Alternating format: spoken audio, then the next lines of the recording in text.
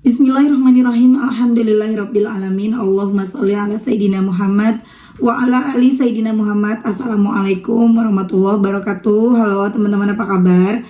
Mudah-mudahan teman-teman selalu dalam lindungan Allah Subhanahu wa taala. Amin ya rabbal alamin.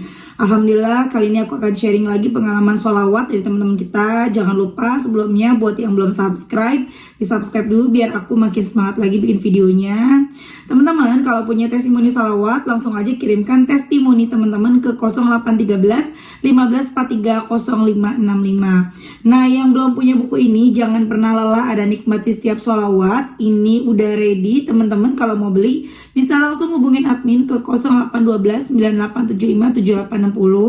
Tapi udah nggak dapat tasbih ya. Tasbih itu hanya untuk yang kemarin ikutan PO aja. Tapi karena kemarin masih ada sisa beberapa piece lagi, jadi aku masih kasih. Dan ini udah habis sih. Admin aku bilang udah sisa satu tasbihnya. Dan buat yang mau langsung ke Gramedia, di Gramedia juga ada ya teman-teman, yang langsung aja ke Gramedia, ada di Gramedia seluruh Indonesia. Langsung aja kan aku bacain testimoninya. Ini dari Mbak Novi nih teman-teman. Assalamualaikum Mbak Mil, saya Novi Mbak yang mualaf di Sulawesi. Maaf hubungi Mbak Novi pakai nomor baru. Nomor lagi mati Mbak, HP ku rusak soalnya tidak diperhatikan kalau nomor mati. Sudah nonton tayangan YouTube testimoni aku, alhamdulillah banyak komen positif. Sampaikan terima kasihku Mbak. Ingat teman-teman, ada testimoni dari Mbak Novi yang sebelumnya pakai suara. Mbak Novi minta bilang terima kasih ya, udah aku sampein ya. Katanya terima kasih karena banyak teman-teman yang komentarnya positif yang menyemangati Mbak Novi. Makasih ya teman-teman. Mbak, aku mau sharing lagi dari awal chat Mbak Mel sampai hari ini aku tidak berhenti mengupgrade diri. Walaupun sholawat masih timbul tenggelam, tapi alhamdulillah aku tetap istiqomah sholat dan istighfar. Aku rutinkan seminggu ini malam tahajud sama duha. Tapi Masya Allah cobaannya buat istiqomah ada saja Mbak. Mulai dari sikap suami yang kurang bersahabat, anak yang rewel kalau pengen sholat tepat waktu, anak yang begadang akhirnya tidur bablas kesiangan, ada aja ujian kemalasan. Oh iya, aku juga bersedekah rutin tiap Jumat Mbak, sudah sebulan jalan. Aku sholawat tapi gak nargetin berapa per hari. Ya kalau anak tidur pulas bisa deh munjiat paling banyak 250 kali, Jibril 1000 kali. Tapi kalau anak udah rewel ya mentok-mentok munjiatnya 25 kali atau 50 kali, Jibrilnya 200 sampai 500. Mbak, kalau mau cari alasan buat perpaling dari Allah banyak Mbak, tapi saya memilih bertanggung jawab dengan Allah atas pilihanku. Mau membuktikan kalau memang benar Allah satu-satunya penolong atas hidupku yang baru dan tidak ada yang salah atas pilihanku ini. Sebulan ini banyak kekecewaan Mbak yang dibarengkan sama usaha istiqomahku. Utamanya yang datang dari suami yang ada pembawaku masuk Islam. Suami sekarang sudah tidak pernah sholat Mbak, kerjanya main game online dan gara-gara game ini dia sampai sembunyikan penghasilannya ke saya. Buat bayar utangnya dia karena game itu. Barusan dia dapat uang hampir 8 juta Mbak, tapi dia hanya kasih saya 1 juta. Saya tahunya karena sempat cek mutasi rekening suami karena penasaran kok perjalanan dinas cuma dapat 1 juta. Karena nggak berani komplain ke suami, saya cek mutasi diam-diam tapi nggak emosi ke suami. Saya bersyukur sejak kenal sholawat dan perangkat-perangkatnya saya lebih tenang. Saya juga nggak bertanya ke suami karena malas Mbak ribut soal uang. Kan sempat cerita sama Mbak Mel kalau suami minta saya kerja buat bantu-bantu pemasukan. Karena suami pengen kita punya rumah juga dan tidak perlu utang-utang lagi kalau butuh apa-apa. Hanya saya nggak mau Mbak, karena anak mesti dititip sama mama saya. Lah mama saya juga baru ngerestuin saya masih mau kasih pusing lagi jaga bayi. Nikah saja nggak minta restu, pas giliran jaga bayi dikasih. Nggak enak hatilah saya Mbak, maka malah karena emosi suami sempat bilang saya hanya tahu makan. Sakit banget Mbak, jadi males lah ribut soal uang, cukup tahu aja. Bersamaan dengan saya tahu soal uang itu, saya juga dapat chat suami dengan seorang perempuan yang dulu memang sempat jadi masalah waktu pacaran. Padahal dulu sudah sempat suruh blokir, sekarang komunikasi. Kecewa hatiku Mbak, ini mengganggu sekali ingin kutanyakan. Tapi takut sama respon suami. Aku pikir juga soal anak kalau ada kemungkinan buruknya. Karena suami memang emosian, mana pikirannya lagi gak tenang. Belum selesai masalah pinjolku mbak, ada masalah-masalah begini, pergumulan lagi, alasan buat marah sama Allah ada banget mbak, tapi saya memilih buat tetap istiqomah. Saya bawa semua dalam sholatku, dalam istighfarku, dalam sholawatku. Tapi tetap ini perasaan sama perempuan itu, penasaran sama perempuan itu. Setelah tahajud dan subuh di hari itu saya beranikan ngomong sama suami paginya. Soalnya namanya diganti jadi nama cowok. Bertanyalah aku, tak taunya dia emosi benar mbak. Malah dia bilang gak mau pulang ke rumah. Aku nangis tapi hanya sebentar mbak, memilih menaruh semua khawatirku sama Allah. Aku duhalah saat itu mbak, istighfar sama sholawat munjiat 100 kali. Saya pun tak mau hubungi suami saya, benar-benar pasrah sama Allah. Gak taunya suami pulang juga mbak, malah dia seperti tak terjadi apa-apa. Saya sempat cek nomornya sudah dihapus, tapi dia gak blokir sih mbak. Jadi ada kemungkinan bisa komunikasi lagi. Tapi ya sudahlah, saya fokus sama Allah aja. Saya serahkan dia dalam penjagaan Allah. Oh iya, tidak sampai di situ mbak, saya dapat penghiburan dari Allah. Ini masih kalimat-kalimat dulu ya mbak ya, penghiburan gitu ya, pergumulan ya. Tapi gak apa-apa ya mbak ya. Lanjut. 2 hari yang lalu saya dapat rejeki dari adik-adik saya 3 juta mbak. Uang itu akhirnya saya pakai buat bayar beberapa pinjol dengan cicil. Saya terharu sekali. Yang sekarang saya imani bahwa tidak ada ibadahmu yang sia-sia. Kalau belum dijawab sekarang, Allah hanya ingin kita sabar. Dia mau lihat keistiqomahan kita. Apakah hanya ketika ada masalah kita dekat, atau itu benar-benar hidayah? Saya berpikir Mbak Mel, Allah mau uji saya itu iman saya yang memang masih lemah. Mungkin Allah berpikir gini. Pertama, kalau saya uji anak ini dengan sikap suaminya bagaimana ya? Apa kecewanya akan bikin dia berpaling dari saya atau istiqomah? Kedua, nih anak doanya minta gede hingga utangnya lunas. Kalau saya kasih sedikit saja, apa dia bersyukur ya? Kalau terus kalau sudah dibantu segini buat utangnya, apa dia akan kembali malas ibadah atau tidak ya? Dan memang benar sejak hari itu hati saya kurang berdebar lagi ketika sholat. Ngomong sama Allah dalam sholat itu kayak enggan. Saya sempat meninggalkan subuh dan zuhur saya karena anak rewel sekali ikut kebablasan tidur. Malasnya susah dilawan, tapi masuk asar saya sadar saya sholat tobat juga. Dan sampai hari ini ketika perasaan itu datang, rasa malas dan enggan itu datang, saya paksa. Ibadah memang perlu dipaksa diri jika imanmu masih lemah kayak saya. Bagaimanapun caranya saya tidak boleh meninggalkan kewajiban saya. Jadi buat teman-teman terus semangat. Kalau semangatnya belum kendor, kalau semangatnya belum ada, kendor paksa. Harus paksa. Lama-lama keterpaksaanmu akan jadi cinta. Itu yang saya percaya, tidak ada yang sia-sia dalam ibadahmu. Mbak Mel minta tolong nama saya disamarkan ya. Kemarin masih nampak, soalnya secara tidak langsung ikut cerita soal aib mbak. Aib yang sudah ditutup Allah, malah kita sendiri yang bongkar. Saya hanya ingin berbagi rasa syukur, tapi tidak ingin menyudutkan suami di depan banyak orang. Terima kasih Mbak Mel, saya akan terus sharing soal kebaikan Allah dalam hidup saya, insya Allah. Sehat selalu Mbak Mel, terima kasih sudah jadi perantara buat amal jariah saya. Waalaikumsalam Mbak, Masya Allah kuat sekali imanmu, semoga terus begitu ya. Maaf banget kemarin lupa ditutup. Insya Allah nama yang terlihat disebut teman-teman dalam mendoakan Mbak ya. Insya Allah nggak buka aib dan nama Mbak ada banyak di dunia ini, insya Allah nggak ada yang ngenalin ya. Terima kasih sudah berbagi kisah lagi, semoga istiqomah.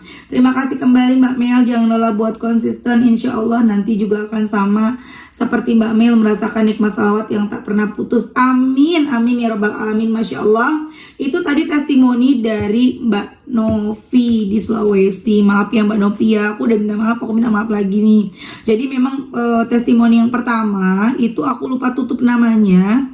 Tapi insya Allah yang namanya misalnya gini, nama tuh banyak ya di dunia ini ya, di Indonesia lah. Ini kan di Sulawesi, lebih sempit lagi. Maksudnya dari Indonesia lebih sempit lagi Sulawesi. Insya Allah banyak yang nama seperti itu, dan insya Allah nggak ketahuan sama orangnya Mbak ya. Insya Allah teman-teman juga dengan kemarin ketahuan nama aslinya, teman-teman malah nyebut ya, doain ya, sebut nama aslinya Mbak Novi ya teman-teman. Masya Allah, dahsyat banget the power of salawat. Ayo salawat munjiat teman-teman. Aku tuh seneng banget sama munjiat, bukan berarti salawat yang lain jelek, nggak bagus, salawat yang lain bagus, semua sama gitu loh. Tapi kalau misalnya teman-teman istiqomah, Masya Allah dahsyat sekali hasilnya. Mbak Novi setiap hari paksain Mbak Novi 500 munjiat. Ih beneran deh, 3 bulan sabar ya, sabar dengan hari-hari yang tidak sesuai dengan keinginan kita, sabar dengan kekecewaan yang mungkin bisa disebut dengan ujian sabar. Karena setelah 3 bulan itu indah dan indah, insya Allah. Tapi yang namanya rumah tangga pasti ada masalah. Yang namanya kita hidup pasti kita diuji, nggak mungkin enggak. Jadi walaupun kita udah baca sholawat, bahkan udah baca sholawat munjiat 1000 kali, bahkan mungkin kalau sanggup sehari 5000 munjiat, tetap yang namanya kita ada masalah ada. Cuma bedanya kita jadi lebih kuat, kita lebih tegar, kita lebih tenang, kita lebih ngadepin masalah tuh lebih enteng. Nggak pakai marah-marah, nggak pakai nyalahin Allah. Pokoknya rasanya tuh nikmat, tahu-tahu kelar masalahnya. Begitu yang dirasain kalau kita rajin baca sholawat ya teman-teman. Jadi alhamdulillah Mbak Novi bilang bisa seperti suatu hari akan bisa seperti aku merasakan nikmatnya sholawat yang tidak pernah putus. Alhamdulillah, nggak ngilangin. Bener, nikmat sholawatnya nggak pernah putus. Tapi ujiannya juga nggak pernah putus. Tetap teman-teman ya, tetap diuji. Bedanya kalau kita nggak sholawat, ujian tidak pernah putus, tapi nikmatnya putus-putus gitu ya. Tapi kalau kita rajin sholawat, rajin ibadah dekat sama Allah, ujiannya nggak pernah putus. Kemudian ininya juga nggak pernah putus, nikmatnya juga nggak pernah putus gitu loh. Jadi ayo terus sholawatan terus, adem hati kita, enak hati kita ya. Seperti aku bilang tadi, aku udah nggak, yang kemarin itu aku sudah tidak sebel lagi, udah nggak kesel lagi, udah bisa mendoakan lagi orang yang udah zolim sama aku. Jadi udah kayaknya hati ini plong aja gitu sama orang yang udah jahat sama aku gitu loh. Semenjak aku ngamalin salawat munjiat 1000 kali setiap hari. Tuh, Masya Allah. The power of salawat munjiat. Tapi mbak aku gak hafal, gak apa-apa. Kalau gak hafal pakai teks, baca di teks. Di buku juga ada ya, di buku ini ya, baca salawat munjiatnya. Tapi kalau misalnya teman-teman gak hafal, tapi kalau misalnya teman-teman mbak, tapi kayaknya munjiat terlalu panjang, aku mau Jibril aja yang pendek, gak apa-apa. Ya, tidak harus munjiat, terserah teman-teman mau baca salawat apa, yang penting istiqomah. Banyak banget yang bingung nih kalau baca salawat. Mbak, boleh nggak kalau aku munjiat dulu baru aku Jibril? Mbak, boleh nggak kalau munjiatnya sekian baru Jibril sekian? Mbak, boleh nggak hari ini munjiat besok Jibril? Bebas teman-teman, baca salawat tuh bebas. Kita tuh nggak mesti harus baca A, B, C. Bebas mau baca yang mana, yang penting tuh satu, istiqomah. Karena kita percuma baca semua salawat dalam sehari. Kita Jibril dibaca, Sajaratun Nukut dibaca, munjiat dibaca, Tibil Qulub dibaca, kemudian salawat apalagi banyak ya, Naria dibaca, salawat Jibril dibaca. Tapi kita nggak istiqomah, percuma.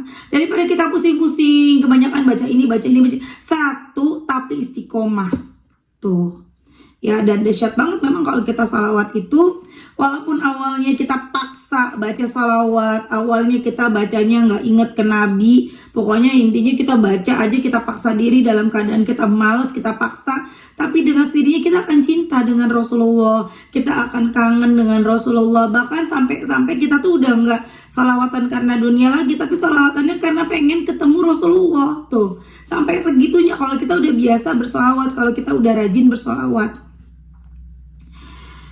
Ya Mbak Novi, sabar, jalanin terus, salawat terus, insya Allah ada jalan. Sakit memang ya, dibilang kita istri taunya cuma makan doang gitu ya, sakit deh sebenarnya ya. Tapi maafkan kehilapan suami, kita maafin, kita ngertiin, kita ngomong sama Allah, ya Allah sedih deh saya diginiin ya Allah. Ya Allah, jadikan dia suami yang soleh, jadikan dia imam yang soleh, suami yang terbaik buat hamba ya Allah. Seperti itu, doa terus aja, ngomong aja sama Allah dikit-dikit. Aduh, setiap ada masalah ngadu. Memang kalau kita punya masalah memang nikmat rasanya ketika kita berdoa. Tapi ketika kita masalah, udah ada keringanan dari masalah, udah gak punya masalah, hidup kita lagi enak-enak aja, itu kita beribadah juga jadi ya sekedar ngegugurin yang wajibnya doang. Terus doa juga kayaknya males-malesan. Tapi ketika kita dikejar utang, dikejar masalah, kelaparan misalnya, atau kita banyak masalah dalam hidup kita, rasanya sholat aja pengennya buru-buru ngomong sama Allah, dikit-dikit ya Allah, dikit-dikit ya Allah, terus kita bisa nangis. Itu nikmatnya, itulah nikmatnya ujian. Makanya teman-teman usahakan kita jangan pernah tinggalin sholawat, karena itu jadi benteng diri. Karena kalau kita lagi enak-enak aja hidup kita, lagi nggak ada masalah, kita nggak sholawatan teman-teman, kita lupa nih, akhirnya kita malas ibadah, sholatnya udah nggak tepat waktu lagi, ngajinya udah kurang lagi, istighfarnya kurang, semuanya kurang, doanya kurang gitu ya. Akhirnya apa? Akhirnya Allah nyalek kita, ayo kamu udah jauh lagi diuji, biar apa? Biar deket lagi sama Allah gitu loh.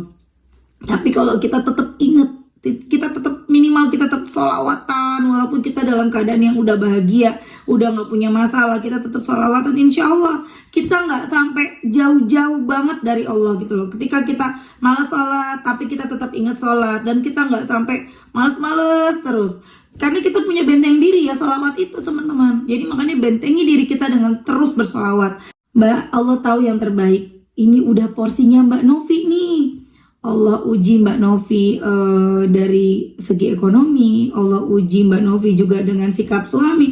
Allah udah tahu nih takaran Mbak Novi segini ujiannya, Mbak Novi bisa ngelaluinnya. Kepada siapapun teman-teman, apapun yang sedang kalian hadapi, itulah yang terbaik buat kalian. Allah lebih tahu ini ujian kamu yang ini, ujian kamu ini, ujian kamu ini. Dan kalau itu diputer, ditukar bukan diputar, itu belum tentu kita bisa, karena udah sesuai porsinya. Contoh ya, baju yang aku pakai udah cocoknya sama aku di segini. Dan kalau baju ini aku dipakai sama Mbak Novi, belum tentu cocok gitu loh. Bajunya Mbak Novi dipakai aku juga belum tentu cocok. Seperti itu kira-kira ya teman-teman ya. Jadi tenang aja, Allah itu baik banget. Allah itu tidak akan memberikan kita masalah, tidak akan memberikan kita ujian di luar batas kemampuan kita. Tenang, ketika kita udah down, mikirnya gini aja. Oh iya, Allah kan udah bilang. Kan Allah bilang, setiap ujian yang kita rasakan itu tidak akan pernah lebih dari kemampuan kita. Berarti aku mampu nih gitu loh. Dan kalau masalahnya utang ya, banyak yang ngechat aku, Mbak kenapa aku udah sholawatan makin banyak utang? Ini sering banget nih. Ya itu kan kesalahan kita sendiri gitu loh, utang. Bener nggak?